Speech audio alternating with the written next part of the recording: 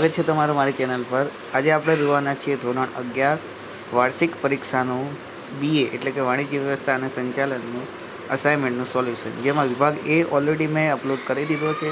જો તમે ના જોયો હોય તો ડિસ્ક્રિપ્શનમાં તમને લિંક મળી જશે, બરાબર। આજે આપણે વિભાગ બીનું સોલ્યુશન જોઈશું, એના પછી વિભાગ સીનું પણ સોલ્યુશન આવી જશે, વિભાગ ડી અને વિભાગ ઈ, એટલે બધું સોલ્યુશન ટૂંક સમયમાં આવી જશે, બરાબર।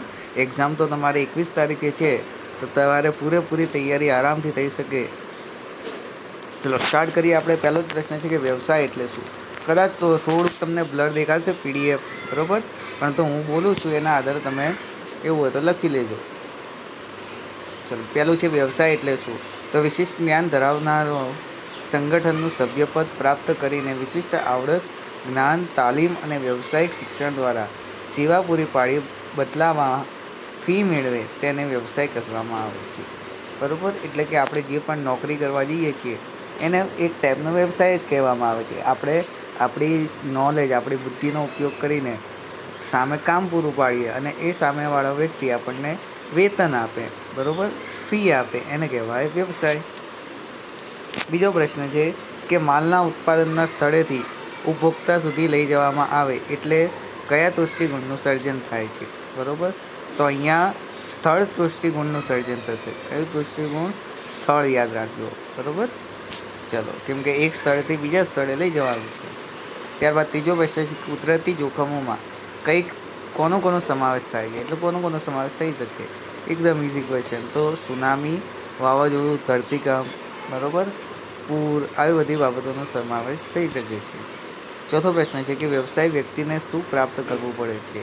તો વ્યવસાય વ્યક્તિને વ્યવસાય માટેની વિશિષ્ટ આવડત, જ્ઞાન, તાલીમ, વ્યવસાયિક શિક્ષણ અને વ્યવસાયિક સંગઠનનું સભ્યપદ પ્રાપ્ત કરવું પડે છે, બરાબર। નોકરી તમારે કરવી હોય તો નોકરી કરવા માટે સૌથી પહેલાં તો વિશિષ્ટ તમારી પાસે નોકરી કરવાની આવડત હોવી જોઈએ, એક્સપિરિયન્સ હોવો જોઈએ। પછી જ્ઞાન મતલબ નોલેજ હોવું જોઈએ। એના પછી તાલીમ, મતલબ એ કામ તમને આવડે છે કે નહીં, એની તમારે તાલીમ એને લીધેલી છે કે નહીં, એ હોવું જોઈએ। અને વ્યવસાયિક શિક્ષણ, બરાબર, એટલે જે શિક્ષણ, જે લગતું તમે નોલેજ હોવું જોઈએ એ પ્રમાણે તમે ભણેલા હોવા જોઈએ, એ પ્રમાણે તમારી ડિગ્રી હોવી જોઈએ। ચલો, ત્યારબાદ પાંચમો પ્રશ્ન સામાન્ય વીમાની વ્યાખ્યા। તો માલની હેરફેરનો વીમો, આગનો વીમો અને અન્ય વીમાને સામાન્ય વીમો કહેવામાં આવે છે, બરાબર। અહીંયા ખાલી સામાન્ય વીમો કીધું છે, જો યાદ રાખજો, પેલું આપણે વીમાની વ્યાખ્યા ના લખી દેતા। ત્યારબાદ છે કમ્પ્યુટર નેટવર્ક એટલે શું। તો બે કે તેથી વધુ કમ્પ્યુટર વચ્ચે આંતરિક જોડાણ ધરાવતા તંત્રને કમ્પ્યુટરનું નેટવર્ક કહે છે, એટલે કે ઇન્ટરનેટ કહે છે, બરાબર। બીજો શબ્દ આપણે ઇન્ટરનેટ પર કહી શકાય, બરાબર। દાખલા તરીકે તમારા સ્કૂલમાં કમ્પ્યુટર લેબમાં બધા જ કમ્પ્યુટરને એકસાથે જોઈન્ટ કરવામાં આવે એને કહેવામાં આવે નેટવર્ક, બરાબર। ત્યારબાદ સાતમો પ્રશ્ન રોજગાર એટલે શું। કરાર અનુસાર શારીરિક કે માનસિક સેવા આપીને તેના બદલામાં નિશ્ચિત નાણાકીય વળતર મેળવવાના હેતુથી થતી પ્રવૃત્તિને રોજગાર કહેવામાં આવે છે, બરાબર। ત્યારબાદ આઠમો પ્રશ્ન વીમા પોલિસી એટલે શું। વીમાનો લેખિત કરારને વીમા પોલિસી કહે છે, એટલે કે આપણે વીમો ઉતારીએ ત્યારે જે કાગળિયામાં, બરાબર, ડોક્યુમેન્ટમાં સાઇન કરીએ, જેમાં બધી વિગતો લખેલી હોય એને કહેવામાં આવે છે વીમા પોલિસી। ત્યારબાદ નવમો પ્રશ્ન કે વાહન વ્યવહારનું સૌથી ઝડપી માધ્યમ કયું છે। તો હવાઈ માર્ગ છે, બરાબર। સૌથી ઝડપી પણ છે અને સૌથી મોંઘું પણ છે અને સૌથી જોખમી પણ છે, બરાબર, હવાઈ માર્ગ। દસમો પ્રશ્ન વીમાના કરારનું હાર્દ કયો સિદ્ધાંત રહેલો છે, બરાબર, તો નુકસાન વળતરનો સિદ્ધાંત, યાદ રાખજો। ત્યારબાદ છે મલ્ટિપલ યુનિટ ટ્રેન એટલે શું।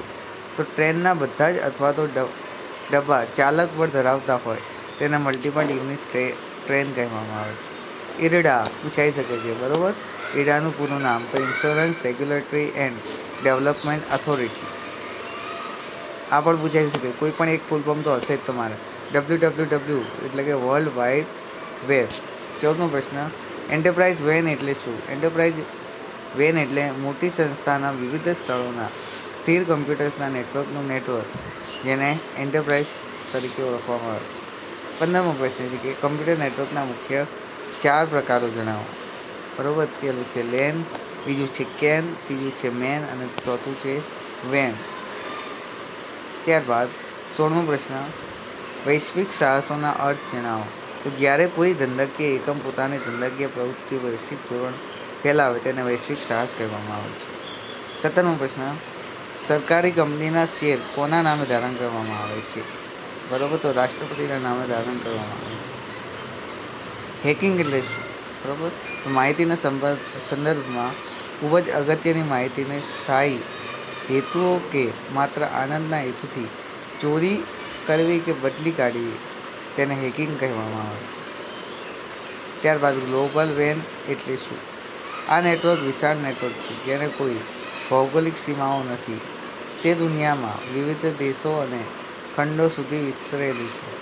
જુદી જુદી સંસ્થાઓ નેટવર્કનું સામૂહિક નેટવર્ક છે. તે WWW એટલે કે વર્લ્ડ વાઇડ વેબ તરીકે પણ ઓળખવામાં આવે છે. 20મો પ્રશ્ન, વ્યક્તિગત માલિકની જવાબદારી કેવી હોય છે? બરાબર, તો અમર્યાદિત હોય છે. 21મો પ્રશ્ન, ભાગીદારી પેઢીમાં નિર્ણય કઈ રીતે લેવામાં આવે છે? બરાબર, તો નિર્ણય બધા જ ભાગીદારો વચ્ચે સરખા વિચારો કરીને લાભાલાભનો વિચાર કરીને લેવામાં આવે છે. નિષ્ક્રિય ભાગીદાર એટલે શું?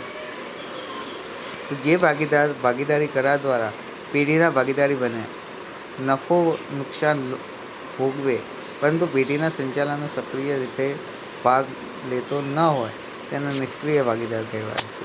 દાખલા તરીકે 2 જણાની પાર્ટનરશિપ હોય, બરાબર, એ પાર્ટનરશિપમાં બંને જણા નફો વહેંચે છે, બરાબર, કોઈ પણ નુકસાન થાય તો નુકસાન વહેંચે છે, કોઈ પણ વસ્તુ લાવવા લઈ જવાની હોય તો એનો ખર્ચ ચૂકવે છે, પરંતુ એક બીજો વ્યક્તિ છે જે તેના સંચાલન એટલે કે દેખરેખ કરવામાં કોઈ પણ જાતનું ધ્યાન આપતો નથી, ખાલી એ પૈસાની બાબતમાં ધ્યાન આપે છે, તો એને કહેવાય નિષ્ક્રિય ભાગીદાર. કર્તા કોને કહેવામાં આવે છે? હિન્દુ વિભક્ત કુટુંબમાં સૌથી મોટી ઉંમરના પુરુષને કર્તા કહેવામાં આવે છે. નામનો ભાગીદાર એટલે શું? નવી સ્થાપિત પેઢીની ઝડપથી વિકાસ કરવા હરીફાઈમાં ટકી રહેવા માટે કોઈ પ્રતિષ્ઠિત વ્યક્તિ પોતાના નામનો પેઢીનો ઉપયોગ કરી દે તો તેને નામનો ભાગીદાર કહેવામાં આવે છે. 25મો, સરકારી મંડળીનો મુખ્ય ઉદ્દેશ કયો છે? તો મુખ્ય ઉદ્દેશ સભ્યોની સેવા કરવાનો છે. 26મો પ્રશ્ન, કયા પ્રકારની સરકારી મંડળી તેના સભ્યોને રોજગારીના વપરાશની ચીજ વસ્તુઓ વ્યાજબી કિંમતે આપે છે? બરાબર, તો ગ્રાહકની સરકારી મંડળી તેના સભ્યોને રોજગારી વપરાશની ચીજો વ્યાજબી ભાવે આપે છે. ગ્રાહક યાદ રાખો. ત્યારબાદ ભારતીય કંપની કોને કહેવામાં આવે છે? તો જે કંપનીની નોંધણી ભારતમાં ભારતીય કંપની ધારા મુજબ કે સંસદ દ્વારા પસાર કરવામાં આવે ખાસ કાયદા દ્વારા થઈ હોય તેવી કંપનીને ભારતીય કંપની કહેવામાં આવે છે. 28મો પ્રશ્ન, કંપનીએ આર્થિક વિકાસનું એન્જિન શા માટે કહે છે? તો કંપનીએ મોટા પાયા પરના ખરીદ વેચાણ અને ઉત્પાદન અને વિશાળ મૂડી ભંડોળ, આધુનિક યંત્રો, નિષ્ણાતોની સેવાઓ વગેરેના કારણે ઓછા ખર્ચ મોટા પાયા પર ઉત્પાદનના લાભ મેળવે છે તેવી કંપનીને આર્થિક વિકાસનું એન્જિન કહેવામાં આવે છે. 29, આવેદનપત્ર કોઈપણ 2 કલમોના નામ જણાવો. તો નામની કલમ અને મૂડીની આવેદન. ત્યારબાદ IDBIનું full form industrial development bank of India, બરાબર, ગુજરાતીમાં ભારતીય ઔદ્યોગિક વિકાસ બેંક. 31મો પ્રશ્ન, એક વ્યક્તિની કંપની એટલે શું? એક વ્યક્તિની કંપની એટલે એવી કંપની કે જેમાં એક વ્યક્તિ સભ્ય તરીકે હોય એવી ખાનગી કંપની, બરાબર. 32મો પ્રશ્ન, એક કંપનીના સભ્યોની મર્યાદાની જવાબદારી શું હોય? તો શેરની મર્યાદિત જવાબદારીવાળી કંપની સભ્યોની જવાબદાર તેમણે ધારણ કરેલા શેરની રકમ પૂરતી જ મર્યાદિત હોય છે. ત્યારબાદ 33મો પ્રશ્ન, દેશની રાષ્ટ્રીય આવકમાં સી ફાળો કયા ક્ષેત્રનો હોય છે? તો સૌથી વધારે ફાળો એ ખાનગી ક્ષેત્રનો હોય છે. 34મો પ્રશ્ન, જાહેર ક્ષેત્રના 3 સ્વરૂપોના નામ. તો ખાતાકીય સંચાલન, જાહેર નિગમ અને સરકારી કંપની. 35મો પ્રશ્ન, કંપનીની વ્યાખ્યા આપો. કંપની એટલે આ કંપની ધારા હેઠળ અથવા તો અગાઉના કોઈપણ કાયદા હેઠળ સ્થાપવામાં આવેલી કંપની, એને કંપની કહેવામાં આવે છે. 36મો પ્રશ્ન, મોટા પાયા પર છૂટક વેપારીઓ દુકાનદારોના પ્રકાર જણાવો. તો પહેલું છે ખાતાવાળી દુકાનો, બીજું છે સંકળાયેલી દુકાનો, ત્રીજું ટપાલ વ્યવહારની દુકાનો, ચોથું ફ્રેન્ચાઇઝ, પાંચમું સુપરમાર્કેટ અને છઠ્ઠું શોપિંગ. 37મો પ્રશ્ન, EPZ એક્સપર્ટ પ્રોસેસિંગ ઝોન શબ્દનું ટૂંકાક્ષરી નામ છે, બરાબર, આ પણ પૂછાઈ શકે છે. ઈપી છે એક્સપોર્ટ પ્રોસેસિંગ ઝોન એટલે કે નિકાસ પ્રક્રિયા વિસ્તાર ગુજરાતમાં. 38મો પ્રશ્ન, ઇન્ડેટમાં કઈ બાબતોનો જણાવેલ હોય છે? તો ઇન્ડેટમાં માલ સેવાનું વર્ણનનો જથ્થો, નક્કી કરેલ કિંમત, અપેક્ષિત પેકિંગનું વર્ણન, બરોબર, તારીખ, વિગત વગેરે જેવી બાબતોનો સમાવેશ કરવામાં આવે છે. એટલે કે પ્રોડક્ટને લગતી બાબતોનો સમાવેશ કરવામાં આવે છે, પેકેટને લગતી. 39મો પ્રશ્ન, હિન્દુઓ વિભક્ત કુટુંબના પેઢીના કર્તાની જવાબદારી કેવી હોય છે? તો અમર્યાદિત હોય છે, બરોબર. 40મો પ્રશ્ન, આંતરરાષ્ટ્રીય વેપાર કરતા દેશોને કયા લાભ પ્રાપ્ત થાય છે? આંતરરાષ્ટ્રીય વેપાર કરતા દેશોને વેપાર દ્વારા અન્ય દેશોના સંસાધનનો લાભ પ્રાપ્ત થાય છે. ત્યારબાદ 41મો પણ પૂછાઈ શકે છે કે WTO તો વર્લ્ડ ટ્રેડ ઓર્ગેનાઇઝેશન, જેને ગુજરાતીમાં વિશ્વ વેપાર સંગઠન કહેવામાં આવે છે.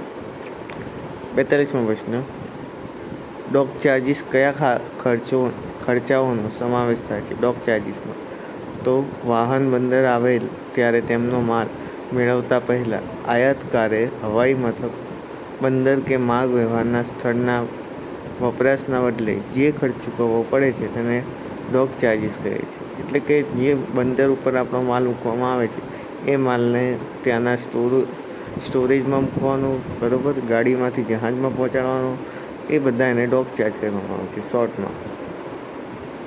43મો પ્રશ્ન, OGL ઓપન જનરલ લાયસન્સ, બરાબર, ખુલ્લું સામાન્ય પરવાનું, યાદ રાખજો.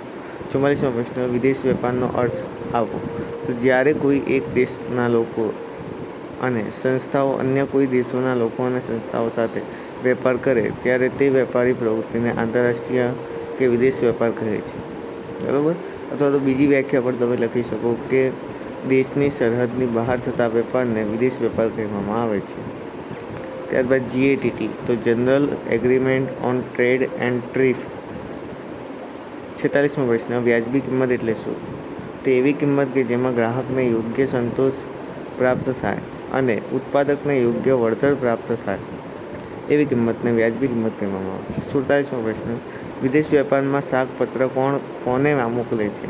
તો વિદેશ વેપારમાં શાકપત્ર આયાતકાર નિકાસકારને મોકલે છે, બરાબર. જો વિડીયો ગમ્યો હોય તો લાઈક કરી દો, શેર કરી દો તમારા મિત્રો સાથે. વિભાગ C, D અને Eનું સોલ્યુશન શોર્ટ ટાઈમમાં આવી જશે.